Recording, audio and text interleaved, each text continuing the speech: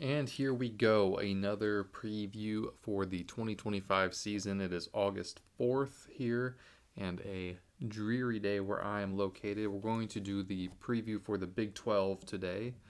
Going to start in the great state of Texas. Not going to do every team in the Big 12, just doing some of the bigger brands, key contenders, teams that I expect to do well this season. But without further ado, let's start with Texas Tech. The Red Raiders last season you went 8-5. So coming into 2025, your over under is in that same ballpark at 8.5. If you go up and down the schedule, the floor I see it at 6-6. You play a harder schedule, but some of the teams, if they take a step back, it may turn out to be a little easier. I'd say the ceilings are on 9-3, 10-2. So this is the case typically for a lot of teams in the Big 12, kind of a wide range of variability. But the expectation this season for Texas Tech is to make the Big 12 Conference Championship and likely the playoff to follow. They have spent a lot of money in the portal this offseason. They have brought in a lot of talent and key pieces to start for them on the defensive side of the ball, an area that they struggled at a lot last season. Their key games this season are Oregon State, at Utah, at Arizona State, Oklahoma State, and at Kansas State. Those are probably your biggest games. You don't have, a murderer's row by Big 12 standards, especially if Oregon State isn't that great. I know they're not in the Big 12, but if if you can get a good win out of conference there, if Utah hasn't quite bounced back yet, if Arizona State maybe takes a step back, which I'm starting to kind of get the sense that they might, if Oklahoma State hasn't bounced back yet, Kansas State will probably be pretty good. So this schedule does have the potential to be pretty easy in hindsight by the end of the season. But the biggest thing for this team is the defensive improvement with the portal. How is that? Is that going to be a year-over-year jump that they need it to be in the Big 12? It's probably no offense, but let's be honest, it's probably easier to make that kind of jump. You did bring in the number 2 portal class, so big money equals big expectations there in Lubbock. Cody Campbell, if you listen to him, he's the big booster there. He's funding a lot of things around the football program, and he has a pretty reasonable approach. Success, may not be immediate or ever come, but we will try. A loose quote from him there. So they are 4th in returning production, so they do have some good year-over-year returning production. They're bringing in, like I said, big key pieces to fill the voids that, were exploited last season. So I expect a lot this year for Texas Tech. I think they could have a really good season in the Big 12, and they're definitely one of the teams in the conference that I would say is a playoff contender. But like previously in the Pac-12, Utah, let's move on out west. Last year, unfortunately, went 5-7. This year, coming into the season, your over-unders at 7.5. Going through the schedule, floor, say in the 5-7 area, ceiling 8-4. I think you're going to bounce back. It's just kind of a matter of how much. Where do you land for that final record? I think the expectation around there is to just be a factor in the Big 12. There is, a bit of a transition there. So just being a factor, I don't think they have to play for the conference title or anything, but just be a contender, be in the conversation, maybe knock a team off. Just be a quality Big 12 team is what I would say the expectation is there this season. Your key games are at UCLA week 1 in the out of conference. Texas Tech, obviously, at West Virginia. You got Arizona State. You go to BYU. You play Colorado. You go to Baylor. And you get Kansas State. So a bit tougher of a challenge there than Texas Tech had, but still, some of these teams, UCLA is kind of a question mark. Texas Tech probably be tough. West Virginia in year 1 under Rich Rod, a lot of transfers, question marks there. Arizona State, that's going to probably, regardless of whether or not they take a step back, with Utah, there's still going to be a big game at BYU, obviously, there at the rivalry game. Colorado, it's going to probably take a step back, be easier. Baylor, that's going to be a tough one. Kansas State's going to be a tough one. I think another thing about Utah here is we're kind of in the trust but verify with Kyle Whittingham. He's been there a long time. He's brought them a lot of good seasons, conference championships in the Pac-12 days. But after the, last year, or no one really expected them to be as bad as they did coming into the Big 12. They weren't, they were kind of expected to just not really miss a beat and just contend for the title year one. Didn't work out that way. So trust but verify. They, trust him to pull up the plane, take him out of this nosedive, but they're a little worried. So, offense overall in Utah, they brought in 5 new wide receivers, 4 new running backs, 2 new quarterbacks, and a new offensive coordinator. So, there's going to be definitely a turnaround there. It's just how quick of an offensive turnaround will they have there in Utah? Time will tell. But these two teams are, some I'm pretty excited to watch coming into this season. Moving on down the line to Arizona State. So last season, great year. You won the Big 12. You gave Texas a hell of a run for their money in the playoffs in a game that you probably should have won, if we're being honest, but you didn't. Black and Whites came to the help of the Longhorns in the final moments of that game. But nevertheless, you come into 2025 with an over-under of 8.5. Third in the Big 12 for odds. That may have been updated. I'll have to check on that. Your floor, I would put at 7-5, and your ceiling, I'd say, is around the 10-2 mark. The expectation around Arizona State, build on last season. They don't want to, with the way that you came out of nowhere last season, it's funny because no one expected much out of you, and now they kind of expect everything out of you in just 1 year. So it's funny how quickly expectations change. But I would say building on last season, not just faltering down the stretch like Florida State did this year. I don't think you're going to go 2-10 or anything, but don't be that guy. Basically, key games at Mississippi State. Early in the year, you play at Baylor. You go to Utah. You play Texas Tech. You go to Iowa State, to Colorado, and you also play your rival in-state Arizona. So you're second in the country in returning production. That's a big talking point around Arizona State. Fourth on offense, second on defense. You return your quarterback in Sam Levitt, who had a 24-6 touchdown to INT ratio last year, one of the best quarterbacks in conference last season. Everyone likes to talk about Cam Skattebo and them losing him to the NFL, but you do have one of the best quarterbacks in conference, and that is always going to help you, obviously. So my biggest question around Arizona State is, will they kind of inexplicably regress? It seems like, every year we kind of have a team that they seem, if you're looking year over year, they seem like the arrow's pointing up, that they're trending well. They should bounce back again, come back to the playoffs, but then they come, the season starts and they go like 7-5 or 8-4 or something like that, and they just kind of regress. They don't play as good as they did the year over, the last season, even with all of that returning production. So there's teams like that happen all the time. This game is played by human beings. It's coached by human beings. These are not robots. So I kind of tend to think that maybe we may see a slight regression with Arizona State for no, real reason. I don't think that it's going to be because of injury or, because they lost a bunch, because they didn't. They have a high amount of returning production. I just think that they just may not be as good this year as they were last year. Still going to have a good season, though. Like I said, 10-2 is your ceiling. It's right there. 7-5 is the floor, which isn't great, but there's a lot farther to fall than 7-5. They're definitely going to be a team to watch this season, but I wouldn't just pencil them into the playoff quite yet.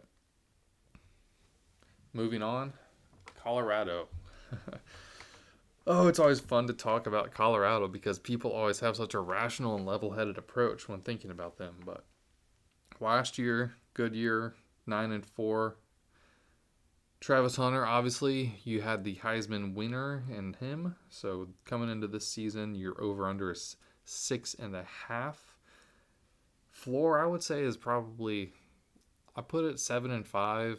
It just kind of depends on, how you catch me. If you ask me about it, I may change that. But for now, I'd say 7-5. Ceiling is 8-4. I think the expectations in Colorado are, don't let the departure of Travis Hunter and Shedeur Sanders set you back. I think that's what the fans expect. That's a big reason for that, is because if you look anywhere outside of Colorado, that's the talking point, is that, well, what are they going to do without Travis Hunter, without Shedeur Sanders? They're obviously going to fall back to the pack. They're going to fall, 6-6. They're going to have that type of year, right? So that's the expectation there, is don't let that happen, basically. I don't think they really care about, obviously you always want to play for the conference, make the playoffs. So I don't even think I think that that's kind of secondary almost at this moment in time with Colorado. Maybe I'm dead wrong on that, but I'd say don't embarrass us is the biggest expectation there. Key games, Georgia Tech, that's going to be a tough one out of conference. You play at Houston, you play BYU, at TCU, you get Iowa State, at Utah, Arizona State, and Kansas State. So, you could see how this could get out of hand really quick. Obviously, big opponent in Georgia Tech. At TCU, they should be pretty improved. At Houston, it's going to be a tough game. They should be improved. BYU, I think they're going to regress, but it's still not, a penciled-in W. Iowa State, even if they regress, they're probably still going to be pretty good this year. Utah, you got to play them. I think they're not going to be as bad. Basically, there's no easy victories. Here's what I'm saying. There's not a lot of games that you can win next to. How good is Deion Sanders? I think this year we're going to find out a lot about the answer to that question. How good is he? Obviously, he kind of caught lightning in a bottle there with the recruitment and, of Travis Hunter. His son happened to be a really good quarterback. He obviously put in some good pieces around them and then has recruited, some big prospects since then. But he still has yet to really seemingly put together a full, cohesive team. So I think this year, how good of a coach is he? We're going to find out the answer to that question. Julian Lewis, they've got him coming in. Not clear who the starter is going to be yet, but former 4-star, number 10 quarterback in his cycle. Colorado is also, we want to talk about the departure of Travis Hunter and Shedeur Sanders, but they are 89th in returning production, so they're not returning a whole hell of a lot elsewhere either. So I would expect them to fall back to the pack this year, not have a great season. I think they're going to come back to earth there in Colorado, but we'll see. That's why we play the games. What do you think of when you think of Baylor and Dave Aranda? Had a good season a couple of years ago when he first got there, but then things kind of unraveled. Haven't done super well since then, but coming into this year, a lot to build on from what we saw last season. The expectations are higher, as they did have a pretty decent season last year. They went 8-5. Coming into 25, the over-unders are 7.5. I'd say the floor for this Baylor team is probably 5-7. There's a lot of this in the Big 12 if you haven't noticed. A lot of 5-7 floors, 9-3 ceilings, which is what I have Baylor as. The expectation there, I would say, is to push for the conference title. I don't think that they're quite to the point of expecting to play for it, but I think they want to see a good push this season, be real competitive, beat some, high-profile opponents in conference, don't lose to the teams you're not supposed to lose to, and really be in that conversation at the end of the year. Your key games, obviously we got the week 1 game. You host Auburn. Very, very excited for that game for, a lot of reasons, but that's one I'm going to be looking forward to, and I'm really happy we get that on a Friday, so it's not going to get lost in the shuffle of anything. If we get, a fun result out of that one, it's going to be all we're talking about. After Auburn, you've got at SMU on your schedule. You play Arizona and Kansas State, or let me start that over. Arizona State and Kansas State, both at home. You go at TCU, you get Utah at home. You also go to Oklahoma State, but, depending on how they turn out this year, that may or may not be a notable matchup. So, big money year for Dave Aranda. Like I said, if they continue to build on last season, if they can pop another 8 or 9 win season there, and like I say, push for the conference title, I think that he's going to be, at least sitting happy there at Baylor. Sawyer Robinson, another great quarterback in conference. Sawyer Robinson, Sam Leavitt, the kind of 1 and 2 quarterbacks in the Big 12 coming into this year. And, last year too. Sawyer had the highest QBR in conference. So how big of a player will they be? I'm really curious. I think they're going to be right there, kind of in the – I think they may, they're probably right now in the 3 or 4 position in conference, and they could push for that, number 2 spot by the end of the year. They are ninth in returning production.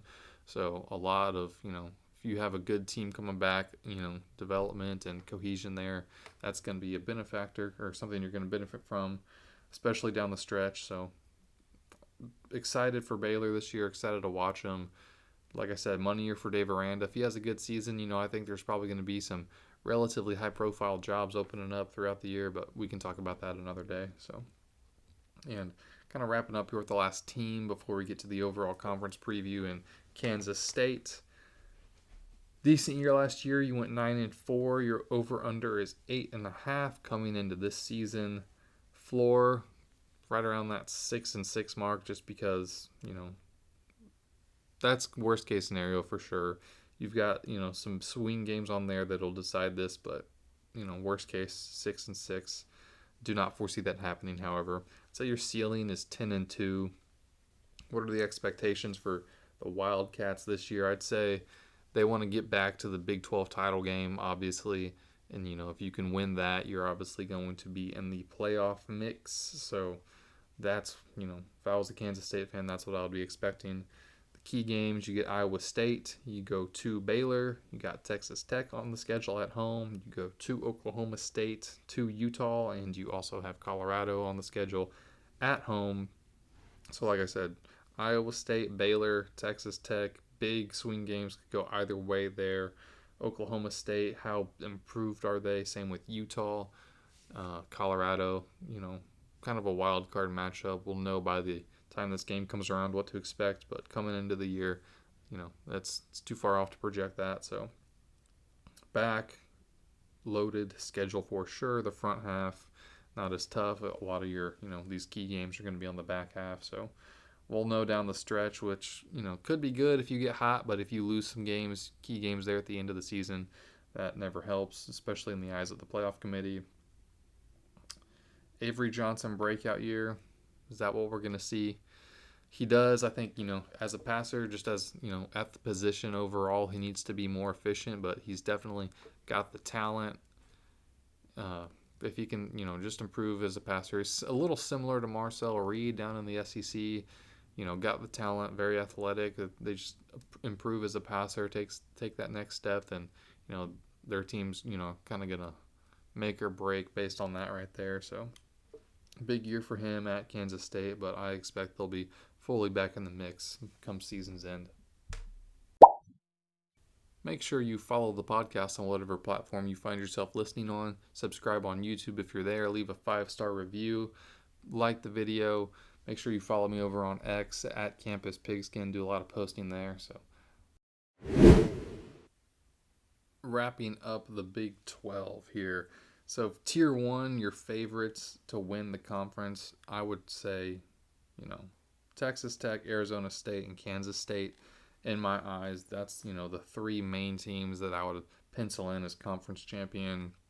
Tier 2, kind of your dark horses, at least in the eyes, of the national media and fans nationally that aren't Big 12 fans. Baylor, you're going to be looked at as a dark horse, maybe not to the Big 12 fans, but, maybe not to your own fans, but nationally, you're going to be looked at as a dark horse. Utah, because of how last season went, same thing there. Houston, similar to Baylor, not a lot of people around the country are talking about you, but if you come out and have a good season, it's going to surprise people. Oklahoma State, again, similar to Utah because of the season you had last year. No one's really expecting much from you this year, but that's kind of your Tier 2. If I'm buying or selling, I'm buying big on Texas Tech and Baylor. I also would buy Utah, but Texas Tech and Baylor, I'd be spending big on if I could.